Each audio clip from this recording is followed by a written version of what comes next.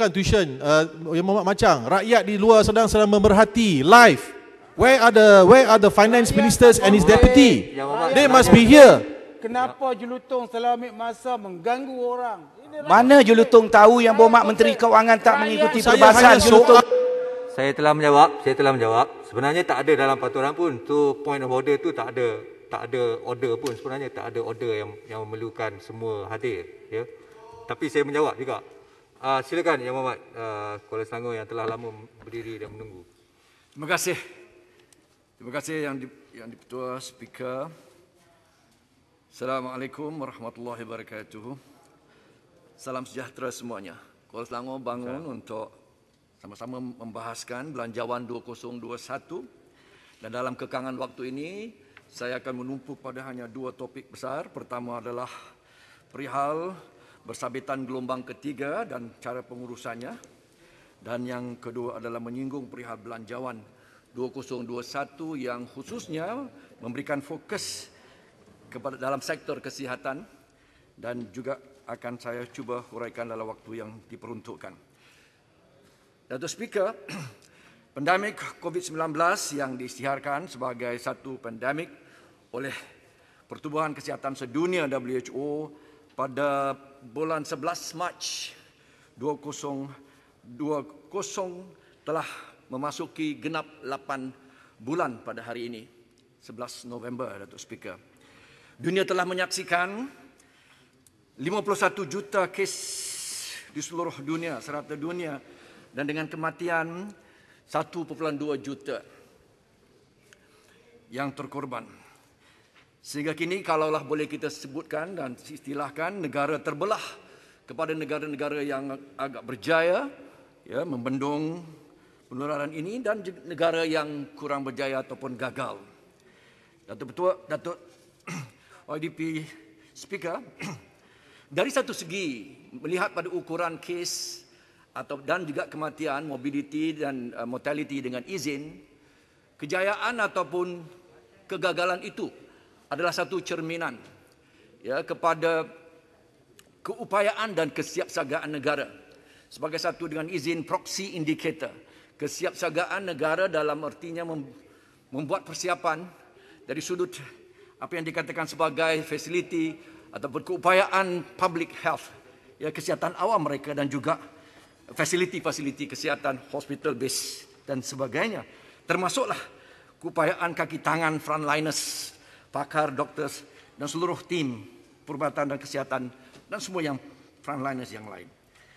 Datuk Yang Ketua, kalau saya boleh sebutkan bahawa dalam pembahagian itu tidak semestinya negara-negara yang maju, antaranya OECD, ya, yang termasuk dalam golongan yang berjaya. Bahkan sebaliknya, kita menyaksikan, ya, dalam kumpulan yang tidak berjaya, tertinggi adalah Amerika Syarikat, ya, antara lainnya France, negara-negara OECD, ya, Spain, Italia, ya, dan sebagainya, dan dengan kematian yang telah pun kita maklumi, berbanding dengan negara-negara yang bukan saja negara-negara maju seperti Taiwan dengan hanya kematian 7, ya, New Zealand dengan kematian hanya 25, tetapi juga termasuk, ya, antara negara third world seumpama Vietnam dengan kematian hanya 35 dan juga Thailand 70 kematian. Datuk Speaker, justru sangat mustahak untuk kita mengambil pengajaran dan the best practice daripada negara-negara yang berjaya, yang mampu, ya, seperti mana New Zealand, ya, yang hanya terkorban 25 orang, dan juga Taiwan, ya, yang mana di sinilah nak saya sebutkan bahawa dalam 11 bulan sejak Disember 2019 kita telah, dunia perubatan telah lebih mengenali akan makhluk virus ini, dinamakan ketika dulu sebagai novel coronavirus, hari ini dipanggil SARS-CoV-2, ya, oleh WHO, yang dengan kata lain kita telah banyak, ya, kemajuan pesat di segi perubatan, sains perubatan, virologi, patologi, ya, testingnya, dan hari ini vaksinnya. Lalu cabaran kita seterusnya, Datuk Speaker, adalah sedikit berubah, ya. Bukan saja dengan pengenalan lockdown yang dilakukan 11 bulan yang lalu oleh China di Wuhan, total lockdown. Tetapi cabaran hari ini adalah untuk kita, selagi tidak ada penampilan dan kedatangannya vaksin itu, yang sudah pun ada 11 calon vaksin itu, selagi vaksin tidak dapat kita berikan kepada rakyat kita, kita masih tetap dengan menggunakan measures, ya, public health measures ataupun pendekatan kesihatan awam. Lalu dengan itu saya mau menyebutkan sains perubatan telah lebih mengenali virus ini dan cara untuk menanganinya, pengurusan manajemen klinikalnya, ya, testingnya, ya, dan segalanya. Lalu nokta pertama saya adalah untuk menyebutkan betapa dalam era ini, dalam era kemajuan kesihatan awam ini, tidak lagi isunya bukan lagi perlu memilih antara nyawa dan kehidupan, tetapi sebaliknya, era kecanggihan kesihatan awam ini meletakkan kita berdepan dengan pilihan antara kawalan pergerakan yang drastik dan keterlaluan berbanding pendekatan yang bersifat, ya, bersasar dan targeted. Justru dengan itu saya terus menyebutkan betapa pendekatan yang diambil oleh kerajaan hari ini, yang hari ini sudah pun ditegur oleh pelbagai pihak, termasuk Academy Medicine Malaysia, yang merupakan satu platform 11 disiplin perubatan, juga begitu Malaysia Health Coalition, dua badan besar, ya, kesihatan dan perubatan, yang mengkritik, ya, pendekatan yang bolehlah kita sifatkan dengan akronimnya PKP, KP, ya, yang belum pernah kita dengar sebagai Perintah Kawalan Pergerakan kecuali Perlis Kelantan dan Pahang, Datuk Speaker. Lalu saya menyebutkan di sini betapa mustahaknya untuk kerajaan, ya, seterusnya mengambil perhitungan ini, di mana kritikan-kritikan AMM dan juga The Malaysian Health Coalition, termasuk pribadi-pribadi, tokoh-tokoh public health physician, saya boleh sebutkan nama-nama mereka, ya, yang telah sedikit menyelar dan kritik, ya, akan where is the science, di mana sainsnya, di mana datanya, ya, dan di mana hujahnya untuk mengenakan CMO ataupun PKP bersyarat ini, yang dengan kata lain kita sedia maklum betapa PKP, ya, tambah lagi kalau PKP saja, menatijahkan kesan yang paling buruk, bukan saja kepada ekonomi, ya, bukan saja kepada pekerjaan, ya, tetapi juga kepada rakyat yang menanggung, ya, tekanan kesihatan mental, kerukunan rumah tangga, the violence, domestic violence dan sebagainya. 32,000 SMEs gulung tikar dan sebagainya. Datuk Yang di-Pertua, saya telah menghabiskan waktu ini dengan menyebutkan betapa sangat mustahak. Goping. Sila, very short, Goping. Terima kasih Yang di-Pertua dan terima kasih Kuala Selangor. Setuju tak di PKPB ini dilaksanakan di negeri-negeri di mana insiden COVID-19 ini agak rendah, merupakan satu cara keluar yang mudah. Selain daripada kalau Kementerian Kesihatan telah membangunkan kapasiti untuk contact tracing, untuk testing, untuk isolation yang cekap. Ini boleh dielakkan daripada PKPB di tempat, di negeri-negeri seperti Perak, di Kedah dan sebagainya. Dan ini merupakan satu cara mudah keluar, exit plan yang mudah untuk selindungi kelemahan dari segi keupayaan public health, kesihatan awam. Setuju tak? Terima kasih Goping, sahabat saya. Dan saya rumuskan, ya, pandangan Goping itu dan dimasukkan sekali dalam ucapan saya, bahawa sebenarnya saya sebagai juga mewakili, ya, STFC, Selangor Task Force COVID-19, yang telah beberapa kali, ya, menyebutkan bahawa pendekatan kita yang melihat kepada pendekatan yang selain daripada lockdown adalah untuk menggunakan apa yang diistilahkan sebagai targeted, ya, kalau perlulah enhanced targeted enhanced MCOs atau PKP. Ya, dengan kata lain, kita menggunakan segala pendekatan-pendekatan seumpama menggunakan matrix, statistical matrix, ya, epidemiology, ya, dan menggunakan apa yang disebutkan mudahnya sebagai TTIS, ya, testing, ya, trace, testing, isolation, dan juga support system.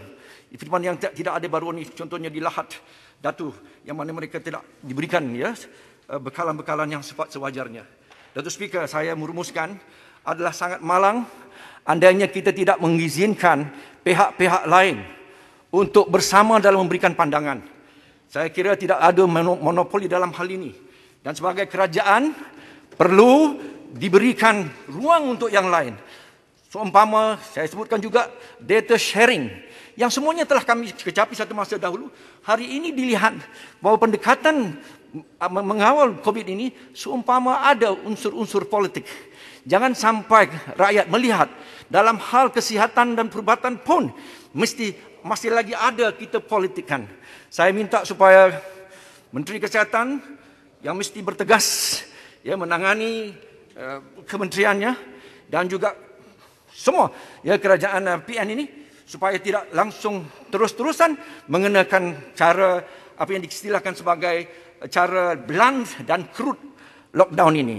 Jadi itu satu noktah yang saya rasa penting dan disuarakan oleh di Academy of Malaysian Medicine Malaysia dan juga Malaysian Health Coalition dan pakar-pakar perubatan, termasuklah seorang pribadi yang dulu pernah mengemudi, ya, KKM, Profesor Lokman, yang sangat jelas menunjukkan bahawa beliau menegaskan bahawa ukurannya bukan saja ukuran jumlah, tetapi ukuran per 100,000 population yang dikatakan rendah, ya, umpama negeri-negeri yang disebutkan itu, ya, tidak sampai untuk dikenakan lockdown. Hari ini Johor telah menyatakan ketidaksanggupan untuk mentaati dan mematuhi perkara yang disebutkan oleh kerajaan PN. Mereka mau keluar daripada CMCO, mereka mau keluar daripada PKP bersyarat itu, begitu. Datuk Speaker, saya mengalih sikit pandangan saya dan saya kira sudah cukup untuk sains, evidence, pendekatan yang lebih bijak, yang lebih smart, menggunakan teknologi, menggunakan penilaian matrix statistik, epidemiologi, menggunakan data yang patutnya dikongsi bersama di peringkat negeri, supaya semua negeri-negeri di bawah persekutuan ini diberikan peluang untuk mengadakan dan bersama untuk membendung penularan COVID ini, terutamanya Selangor yang pernah kita kecapi perkongsian data sharing ini. Datuk Speaker, saya beralih sikit kepada persoalan kedua yang ini telah pun disebutkan juga oleh di Academy of Medicine Malaysia dan juga Malaysian Health Coalition, ya, antara dua badan yang besar yang menyebutkan bahawa mereka kecewa sebenarnya dengan peruntukan yang meskipun dikatakan meningkat pada 4.23%, tetapi kalau kita ambil atas peruntukan kontrak workers saja itu telah memakan hampir 2 bilion. Dengan kata lain, peluang untuk memperkasakan, memperteguhkan, to enhance our healthcare delivery dengan izin, tidak digunakan sebaiknya. Bahkan sebaliknya, saya memerhatikan apabila kita memberikan kritikan baru-baru ini, diberikan penjelasan oleh Menteri dengan mengatakan bahawa kami silap. Ya, peruntukan-peruntukan yang dulunya dalam OPEX sudah dipindah kepada development expenditure, ya, perbelanjaan pembangunan. Tetapi ketika saya meneliti seterusnya, Datuk Speaker, saya mendapati bahawa at best, dengan izin, kalaulah kita nak berikan baik sangka, ia adalah paling tidak half truth ataupun tidak sepenuhnya benar. Apa yang dilakukan oleh Menteri Kewangan dalam menyatakan bahawa peruntukan-peruntukan yang hilang itu adalah diletakkan di dalam program khusus di bawah, ya, 080700, sebenarnya tidak begitu juga, ya. Apabila kita perhatikan bahawa setelah kita jumlahkan, ya, dalam bidang perubatan, kesihatan awam, kesihatan pergigian, perubatan farmasi dan pendidikan dan sokongan teknikal, kita dapati bahawa masih lagi, ya, defisitnya itu adalah 4.269 bilion. Nah, kalau kita tolaklah yang dikatakan program khusus di bawah bekalan yang disebutkan bekalan fasilitas dan kesihatan itu, ia masih lagi, ya, defisit dan lompang sebanyak RM1.379 bilion, Datuk Speaker. Lalu di manakah dakwaan bahawa sebenar-benarnya bajet ini adalah untuk memperkukuhkan dan memperteguhkan bukan saja the primary care, which is public health system, dan juga hospital based curative system itu. Jelasnya Datuk Speaker, kali ini sangat mengecewakan kerana ia tidak benar-benar mengambil peluang untuk to turn around health spending yang sudah sekian lama adalah agak tidak pada tahap sebagai sebuah negara yang dikatakan sebagai upper middle income economy. Jadi Datuk Speaker, minta jelas sikit. Sila. Terima kasih. Adakah Yang Berhormat bersetuju bahawa bukan saja kita lihat ada pemotongan peruntukan, tetapi dengan mengklasifikasi ke dalam program khusus, sebenarnya ia menambahkan birokrasi. Bayangkan setiap clinical department, bagaimana mereka akan membuat perancangan atau anggaran 1 tahun. Mereka kena apply kepada program khusus tersebut. Siapa yang membuat keputusan? Ini tambah birokrasi, paperwork, dan siapa ada kabel atau suara nyaring baru dapat. Adakah ini sebenarnya tidak baik untuk sistem kesihatan kita? Terima kasih sahabat saya Bandar Kuching. Saya rangkumkan jawapan itu begini. Saya memerhatikan pakar-pakar health specialist policies, health system specialist and policies. Mereka sangat keras kritikannya terhadap perkara ini kerana ia membuka antara lain apa yang dikatakan sebagai salah guna wastage dan salah guna kuasa, corruption dan sebagainya. Saya masukkan ucapan Bandar Kuching dalam ucapan saya, Datuk Speaker. Saya lalu menyimpulkan pembentangan perbahasan saya ini dengan menyebutkan betapa tidak termasuklah hal jasa dan sebagainya. Ambil tolak tepi semua itu, dilihat daripada perspektif kesihatan, peruntukan kesihatan. Saya masih gagal untuk mencari di mana 3 bilion peruntukan untuk vaksin yang disebutkan oleh Menteri Mosti sedikit waktu dahulu. Mungkin saya silap, saya perlu diperbetulkan, tetapi saya tidak melihatnya dalam Kementerian Kesihatan, mungkin di tempat-tempat lain atau mungkin dalam peruntukan dana COVID.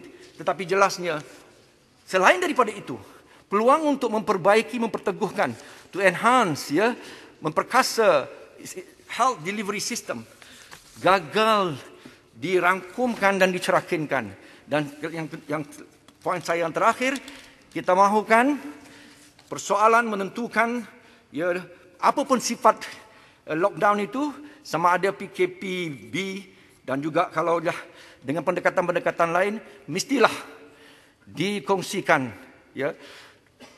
perbahasannya itu.